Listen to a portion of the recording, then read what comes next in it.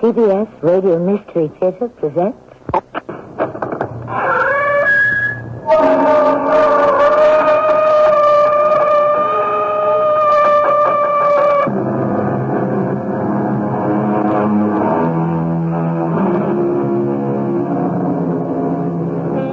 Come in.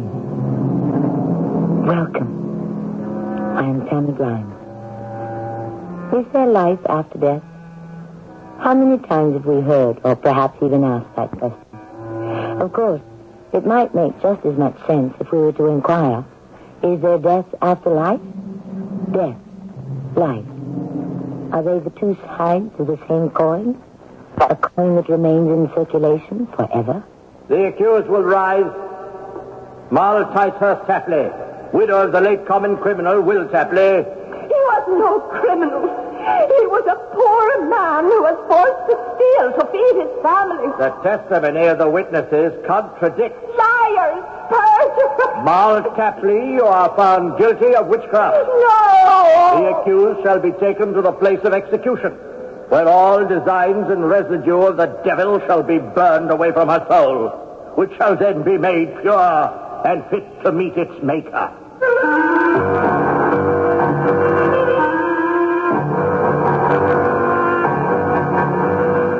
Our mystery drama written especially for the Mystery Theater by Sam Dan and stars Russell Horton and Marion Seldes. I'll be back shortly with Act One.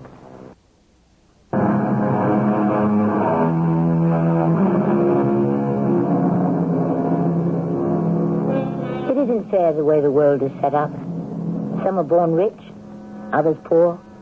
Some, it seems, are foreordained to fail, and others to succeed. I suppose we can say that each of us is born under a certain star. And that constellation, that birth star, or for some, it's a death star, determines our destiny. We can safely assume, then, in light of all this, that Liza Roundtree appears... You're not John. No, ma'am. Has he taken the day off? No. He died Saturday morning. Oh, that's too bad. It must have been rather sudden. He was here Friday. Yes, ma'am. Well, are you going to be the new person? Yes, ma'am. I'm taking over the newsstand. I'm Miss Roundtree. I'm with Landry, Dawson, and Sherman on the 84th floor. Ah, yes, Miss Roundtree. And what's your name? Blake. Miss Roundtree! Just a minute, Jerry. Blake, you look familiar. Huh? Do I? Yes, in a way. Well, every morning I pick up the Times Bulletin, the Journal, and a pack of Tapley's mints. The Times Bulletin, the Journal, and Tapley's mints? Well, where would I... John, would keep them right over there. Oh, I see there are no more. Would you order some? Oh, yes, ma'am, yes. They're imported from England. Oh, no, I'll get them for you. Thank you. I'm holding the car for you, Miss Roundtree. Right away, Jerry. You're kind of late, Mrs. Roundtree. Everybody's there for the breakfast meeting already. I just heard about John. Yeah, you know how it is in the midst of life and all that. Who's this new fellow, Blake? I don't know. But I can tell you something. He gives me the creeps. You too? Going up!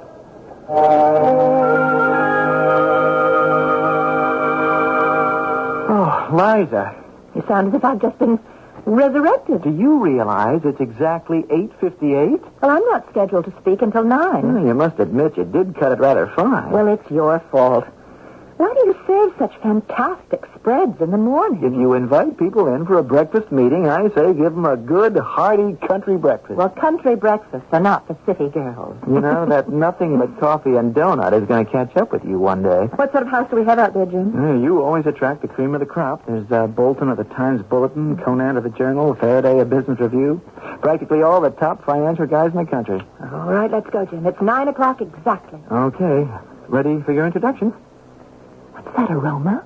Well, which particular one? We've got fresh ham, bacon, and sausage. No, it's not that. It's, venison? Venison for breakfast? You know how it is. I spoil these folks. Every year they expect me to come up with something different. So this time it's a special venison pie. Yes. And it's called poacher's pie. Mm-hmm. I ran across the recipe in an old book I bought when I was in London last year. Goes back to the 17th century in Yorkshire. where you could still be hanged for stealing deer. Now, you cut your venison into strips. You give it body with potatoes. And any other vegetables that come to hand. Wheat flour for a crust. Now, you need fennel. Rosemary and sage. And then you... Hey, how do you know? How do I know? Well, I mean, this is an obscure 350-year-old English backcountry folk recipe, for crying out loud. How would you know about it? What does it have to do with finance or economics? Well, Oh, Jim, now it's after 9. Ooh, so it is. Now we better get you out there before the natives get restless. I was asked to speak on the subject, Whither the Economy. A more appropriate title, perhaps, might be, Whither the Inflation. How can we tame this rampaging beast? More to the point, is it possible to this rampaging beast, Liza? The beast that resides in each one of us. And I stood there. Liza, what is it? I remember.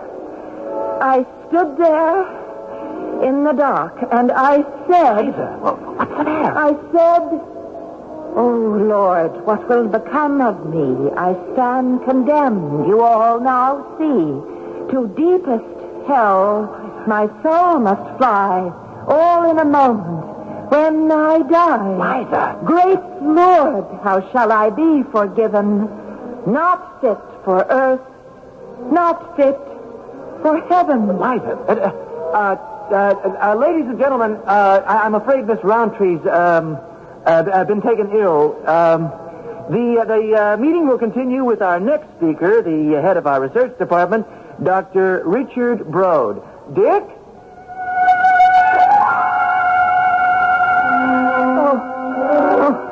Liza. What happened to me? Well, you don't know? Well, I was standing there and begun to talk, and then suddenly I must have blacked out.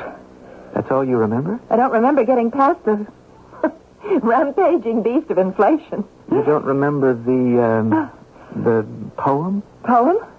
You recited a poem. Oh, no, I recited a poem. That's impossible. You did, Liza. You stood there and recited a poem. Is this a joke? Listen, Jim, I have been under considerable stress lately, and it's possible that I'm perfectly all right now. I can go right out there. I'll finish my presentation. We taped the meetings, Liza. Do you want to hear what you said? Listen. Oh, Lord, what will become of me? I stand condemned, you all now see. To deepest hell my soul must fly, all in a moment, when I die. Liza. Great Lord, how shall I be forgiven? Not fit for earth, not fit for heaven. I said that? Well, I must have. Liza, what is it? I don't have the faintest idea. What does this mean? Well, it means obviously that someone's just been condemned to death. Well, yes, that's clear enough, but why should you be saying it? Jim, I don't know. Well, Liza, it didn't sound as if you were just reciting poetry. It was as if you were actually standing in the dock, the prisoner's dock, and... Oh, go on. Tell me more. Look, I think you'd better see a doctor. Oh, I know what he'll tell me. He'll say, get more sleep. Well, I'm not tired. He'll also tell you to eat a more balanced diet. Well, I'm never really hungry. Well, that's because you eat all those mints all the time. Anyhow, I didn't have that kind of doctor in mind. I was thinking you might... No, Jim, no. No, I don't think so. Liza, evidently there's something... askew in my mind. Well, how do you account for that little episode just before? Look, we could solve everything so neatly. All you'd have to do is just marry me and lead a sensible life. I'm tired, Jim. I'd better take the rest of the day off.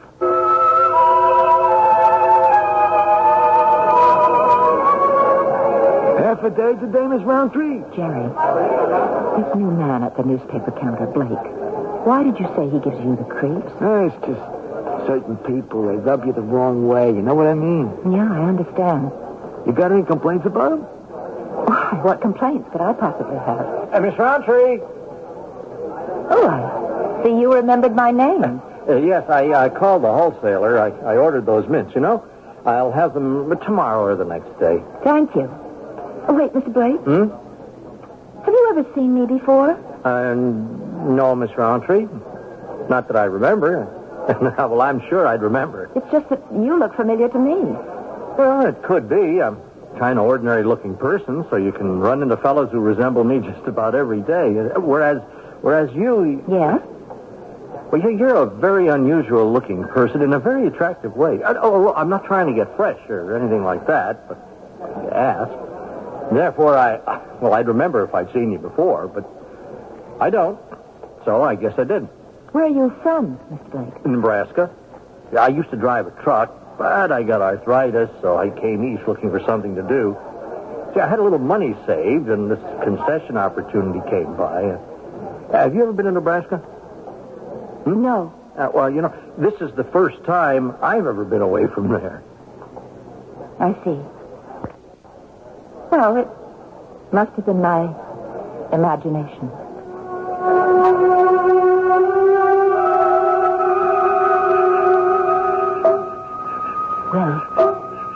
Will, where are you? Here, girl. Here. Be still.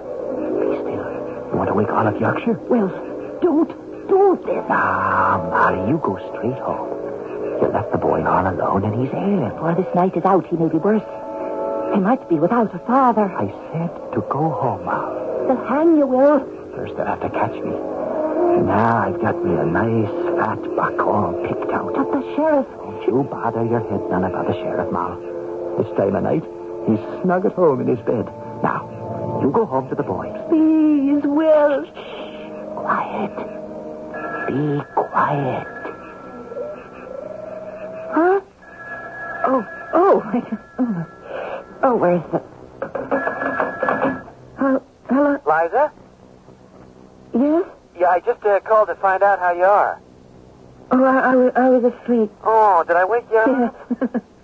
I'm sorry. No, it's all right. I was having a dream. I'm just as glad you did wake me. Well, why? Was it a bad dream? Well, it's the kind of dream that you just know is going to turn out very bad very soon. What was it? Oh, I don't know. I'm not sure. Did it have any sort of connection to what happened this morning? Yes. I think so. In what way? Well, it seems that I was back a long time ago, maybe in England or Yorkshire, and that's all I remember. You get back to sleep. You'll feel better in the morning.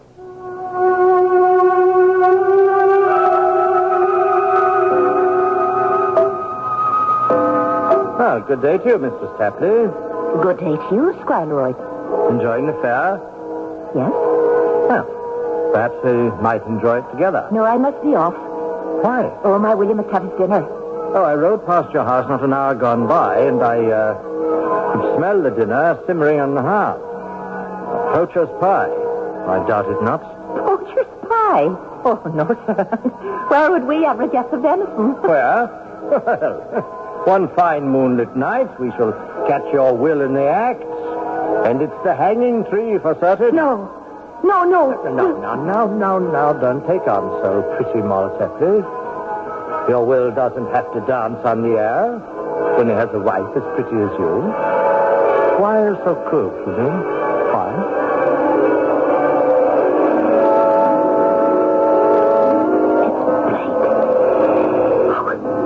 Mr. Blake. It's the concession stand man. His face. His voice. Why am I dreaming about Mr. Blake?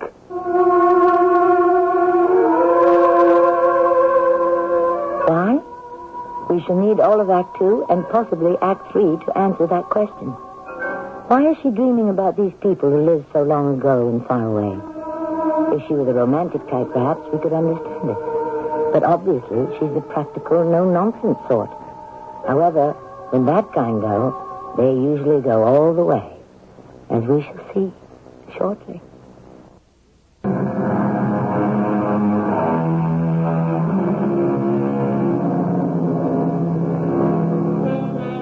of a very practical lady here.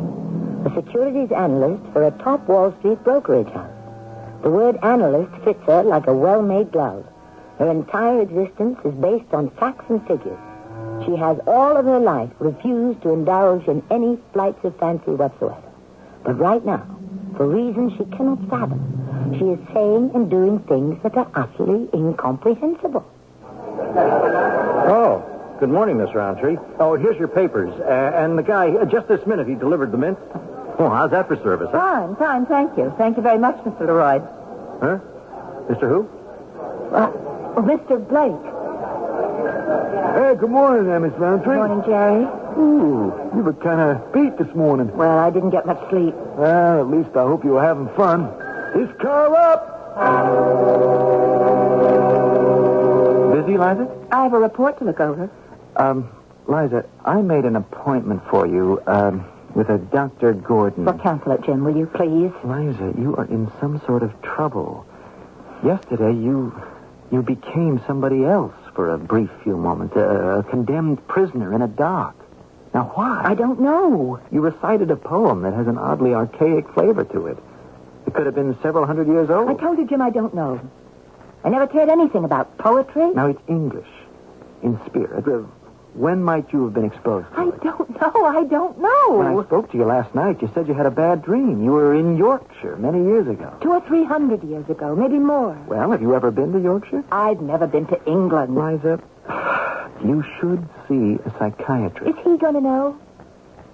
Look, I've got a great deal to do. I want to write up this report, and I'm just going to throw you out of here. As I said, you really don't need a shrink. You need me to bring some romance into your life. Not today, Jim. Okay, if you change your mind, I'll take you to lunch. Consider a gross national product in the trillions. Consider a runaway inflationary spiral. Consider his lifeless hands fall gently down. His chattering tongue soon lost its sound. To see his soul and body part, it strikes with terror to my heart. What am I writing? What am I writing? Oh, Jessie! Are you home? Whoa! Is that you, Ben Ticehurst? Oh, open the door! Wait. Ma, poor Will has been taken. What are you saying? The sheriff got him with a deer. No! The squire will hang him for certain. Oh, I must go to him. It may be too late. The child is sick, please. Please take him to his grandmom. Squire Leroy? Oh, it's pretty Moll Tapley. Squire, my husband. Ah, yes, your husband. Please don't hang him. But it's the law. The law. Oh, Squire, the law is so hard and cruel on poor folk. The law's the law for rich and poor alike. If a rich man poaches deer, he swings just as merrily as a poor one. But the rich man does not. I mean, he doesn't starve. Squire, a rich man does not have to steal. Oh, sir, is there no room in the law for mercy? Must a magistrate forbear to be tender-hearted? We should all be tender-hearted, especially the young and the fair. Please, Squire. Oh, my pretty Moll Tapley, you ask me for kindness, do you not? Yes. Well, I ask you for kindness. Oh, One good deed deserves another. please, Squire. Come, dear little Moll Tapley, let us be kind to each other.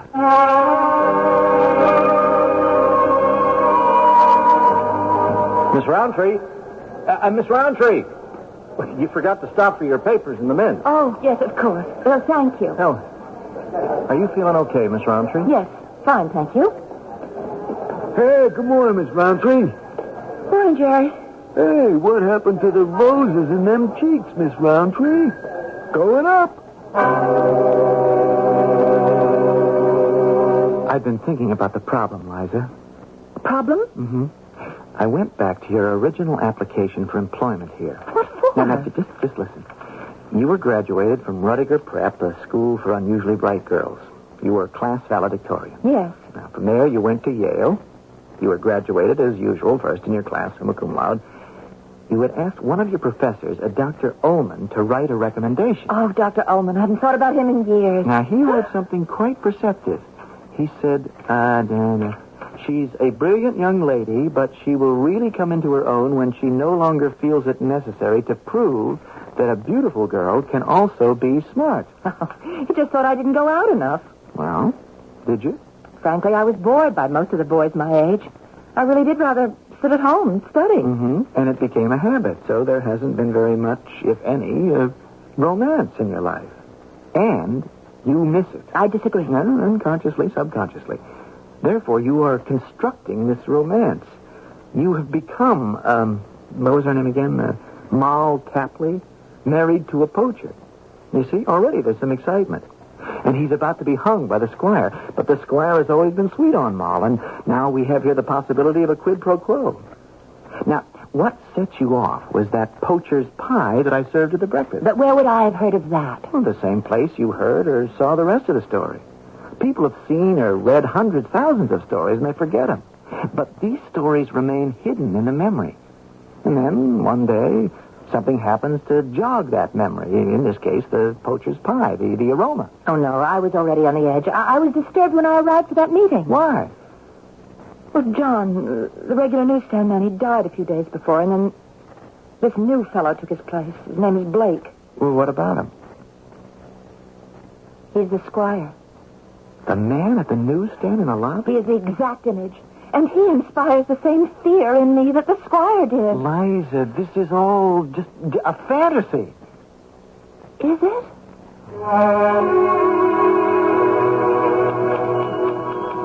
Although the present rate of exchange may favor the hard currencies, but sooner or later there must be a meeting place where I shall meet that mournful face whose blood I spilled upon this place. With flaming eyes to me he'll say, "Why did you take my life away?" Will you be free? Free? Oh, my poor Molly. I'm to hang. And never to see you and the boy again? No, you won't hang. Why not?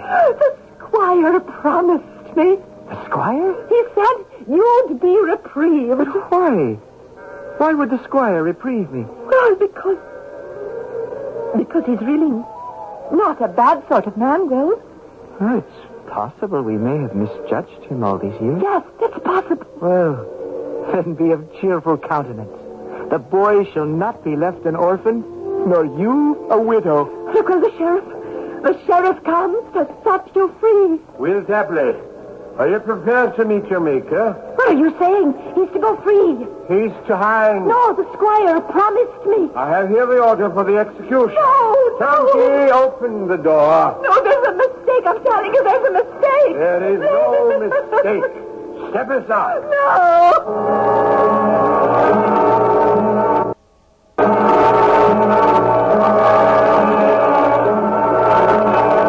You promised me, Squire. Now, pretty You said that you'd reprieve him. I said no such thing. I only said I would be kind to him, and I have been kind. You've just had him. You betrayed me. Poor little Moll. I meant to let him go. No, that's a lie. No, by my soul, it's true. Then why didn't you? Because everyone in the country would have known why. I'd let him go because he had a pretty young wife. Now, isn't that true? What if it is? You promised. But how could I keep that promise? My wife would never let me know a day's peace for the rest of my life.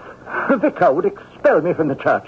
The king might even remove me from my office. These things will all happen to you. Now, Moll. I'll shout this betrayal to the skies. I'll proclaim it in the streets, and everyone will know. I'll deny it.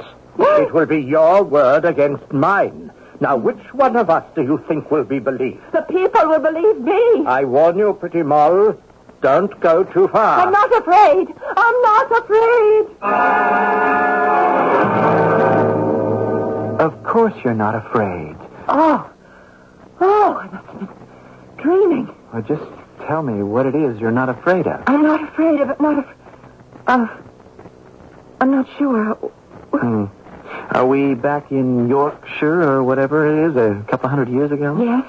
All right. What's the latest? Squire Leroy is betrayed Malt Tapley. Ah. He hung her husband anyhow. Ooh, the scoundrel. That man is fit to live. Is Moll going to do anything about it? Yes. Is this the murder that she's going to commit? Yes. How? I'm not sure. I haven't relived it yet. Oh, Liza, don't you think this has gone on long enough? There's nothing I can do about it, Jim. The whole thing, it's just moved into my mind and taken complete charge.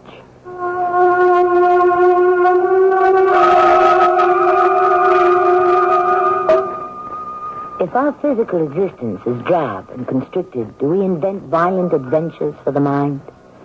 When you consider that some of the world's greatest love stories were written by maiden ladies, the thing takes on a certain amount of credibility.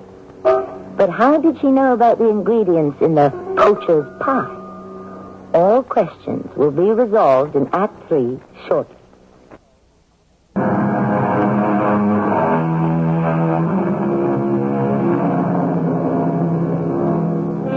It's all in the mind, they say. And of course, it's true. The problem is, how do so many strange and frightening things find their way into the mind to begin with? Sometimes our mind can be filled with people we never met, words we never spoke, deeds we never performed, music we never heard, and pictures we never saw. That is, in this life, anyhow. But is there? Was there? Can there ever have been another one? Yes? Oh, I heard your typewriter, so I knew you got in. Finally. Oh, you mean I have to go back to punching a time clock around here? Oh, my, we're edgy this morning. But what happened to you? Your shoes, your skirts, you're all covered with dust. Nothing. It's nothing. Liza. I came upstairs this morning on the freight elevator. You went all the way around to Yes. All right, you asked me, and I've told you. Well, why?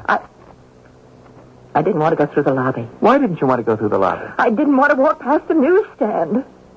It's that Blake. He sets me off. I look at him, and I see Squire Leroy. Oh, now, Liza. Liza. What are you going to say to me? Don't be foolish. This thing came to me out of nowhere without warning, and I'm just going to hope that it will go away by itself. Okay. If you need a hand... I know, Jim. Just remember, marry me. I know.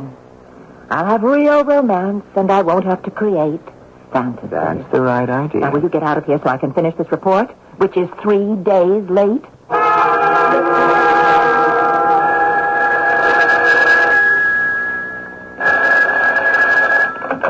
Hello? Liza, how's it coming? I just finished. How's it look? Good. How do you feel? Well, I feel good, too. Hey, you sound good. Have there been any, episodes? No, now that you mention it. See? Well, maybe you were right. Maybe the thing can just go away. Oh, I hope so. Say, why don't we celebrate? How about dinner? Oh, Jim, I've got a million things to catch up with at home. Well, can't they wait? Another time. I'll see you in the morning.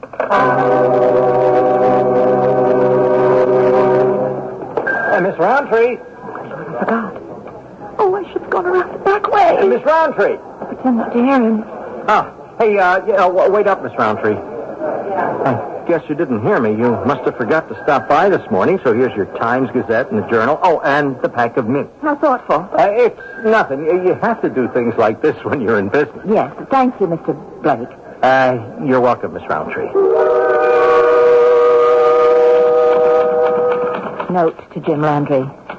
At this point, we should advise our clients to take defensive positions in the market and what? What do I want to say? This dreadful, dark, and dismal day has swept my glories all away. My sun goes down, my days are past, and I must leave this world at last. I'm not going back there. I'm not. Won't go back there. Please don't let me back there. I'm going to hold on. I mean, this is reality. I've just got to hold on. Hello? Jim, Liza! Help me, Jim. Save me. Yes, Liza. Please, before I have to go away. Where? Back there. I'm going back there, Jim. Ah, Moll. Pretty Moll. I would have saved your will if I could. Here, take some money. Money? What do you take me for? Some common strumpet? Take the money, and there's always more. Oh, dear. Pride, where does it come from? Your husband was a thief, a poacher. Do you give yourself airs? I want nothing from you. But you have a small child. The boy must eat. If you are so concerned with my son's well-being, why did you hang his father? His father was doomed in any case. If not today, tomorrow. If ever a wretch were destined for the gallows, it was his fate. Now, come, take the money. I want nothing from you. But justice. Justice, indeed. And what is justice? To have you tried and condemned for adultery. The sin of adultery requires two. Have you thought of that, my pretty Molly? I have nothing to lose. I warn you, dear Moll. What can you do to me now? Prison? The rope? You'd share them with me. Don't be sure of that.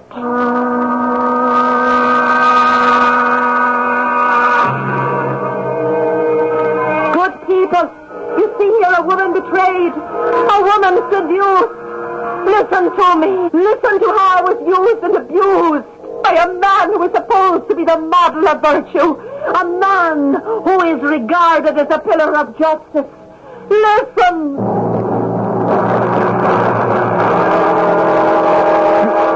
I told you the people would listen to me. I'm to report to the assizes tomorrow for judgment. And I too. Say it's a lie. Why should I? Say you were driven mad with grief by your husband's execution. Say you were seized by a fit of madness, but now it is past. Nothing will happen to you. I shall tell the truth. It shall do you no good. I shall walk away a free man. You will be burned at the stake. It's too late for your lies, and I don't fear your threats. Very well. Be it on your own head. Just remember, I tried to save you. John Leroy, Esquire, you stand accused of adultery with one Molly Tapley, widow of the late Will Tapley. How plead you? Guilty?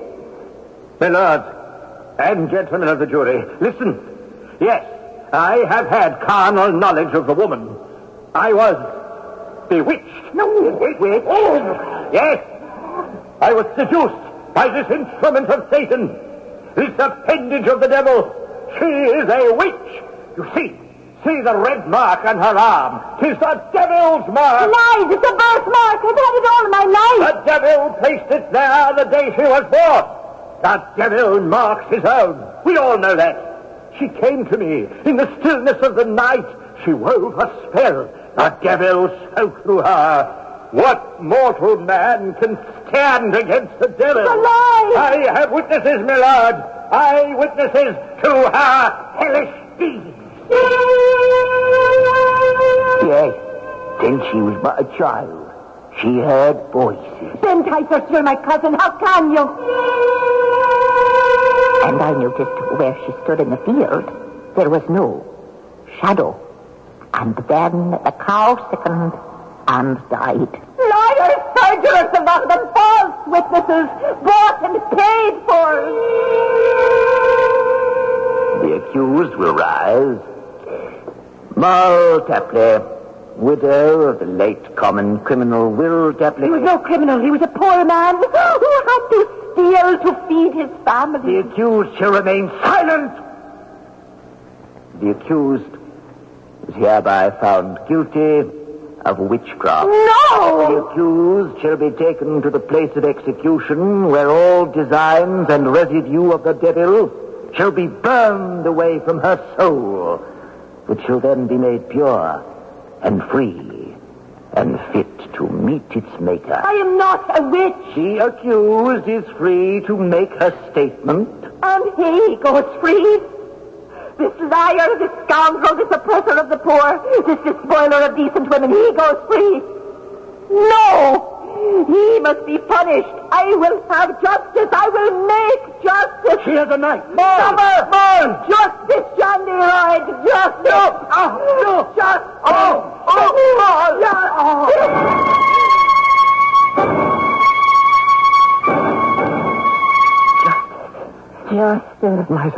Liza, open your eyes.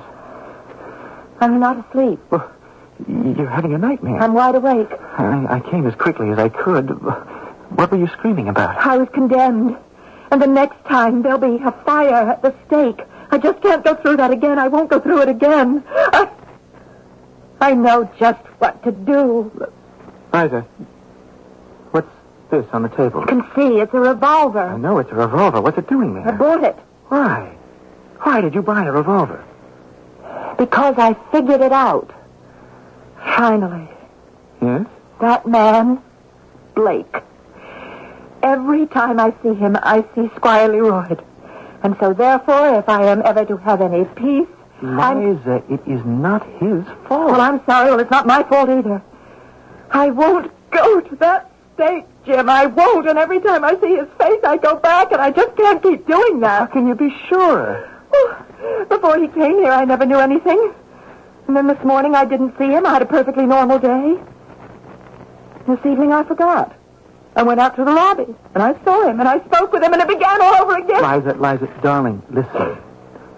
Listen to me. I figured this out, too. Oh, don't tell me I need a real romance, and therefore I try to compensate. No, that's and all the basis of it, but let that go for now.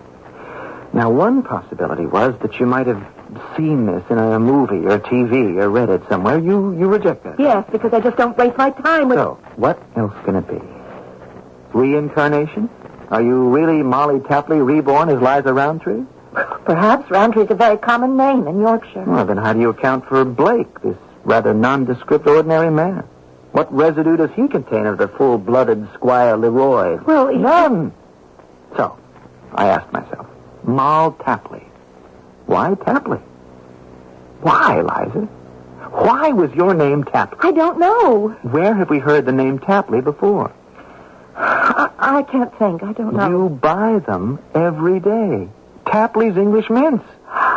You eat them every day. They curb your appetite. Did you eat one today, this morning? No, because I didn't stop at the stand. But when you went home tonight, Blake stopped you. He gave you your papers and your usual packet of mints, didn't he? Did you eat any this evening? Yes. Liza, have you ever looked closely at the label of these Tapley's mints? No. Here, let me read it to you. Tapley's Old English Mints by special appointment to Her Majesty and so on. Mm-hmm. From the original recipe formulated in 1710 by Jonathan Tapley. Jonathan Tapley. Well, what about it? Do you know who Jonathan Tapley was? No. I did a little research. He was Moll's son. Yeah. According to the records, his father was Will Tapley, and his mother was Molly Tapley, who was burned at the stake for witchcraft in Downsbury, Yorkshire, on July 18th, 1693. What can we say, Liza? Is there some essence in these mints that affects you and you alone? What are you saying, Jim? I don't know what I'm saying. I'm groping for an answer. I only know that when you eat these mints, you're prey to... Well, how else can we account for it? I don't know. What are we going to do? Look, did you hear what you just said, Liza? Hmm? You said we. I need you. I need your help. And help is on the way. Now, first, we have to get rid of this revolver. And second, we must get rid of the Tapley's mints. Throw that packet in the wastebasket. All at once? Cold turkey. And we are going to go out for dinner. And we are going to go out for lunch every day. And then we'll get married, and we'll stay in for breakfast. And we'll see if that helps, huh? But, Jim, suppose it doesn't. In that case, what will we have lost?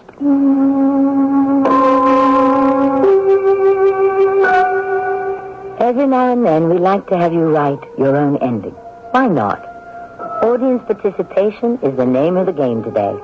There's a list of possibilities. A, she really did read it or see it somewhere. B, it's reincarnation. C, as Jim says, there may be a certain unique essence in those mints which can affect certain susceptible people. You can have your choice.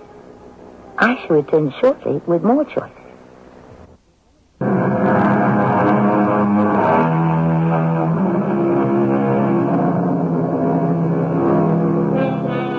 Are we mysteriously tied to people and events of the past? Can we ever hope to find a satisfactory answer to such a question? What does it take to set our minds racing in some frightening direction? A taste? A touch? A brief glimpse? A distant sound? Do we come back over and over again to play different parts? As the bard said, all the world's the stage. Does that mean that all of us who live in it are members of one vast repertory company? If that's true, and you don't like the part you're playing now, take hope. Next time you'll star as the leading man or lady. Our cast included Russell Horton, Marion Seldes, and Earl Hammond. The entire production was under the direction of Hyman Brown. Radio Mystery Theater was sponsored in part by Raven House Paperback Mysteries. This is Tammy Grimes, inviting you to return to our Mystery Theater for another adventure in the macabre. Until next time, pleasant dreams.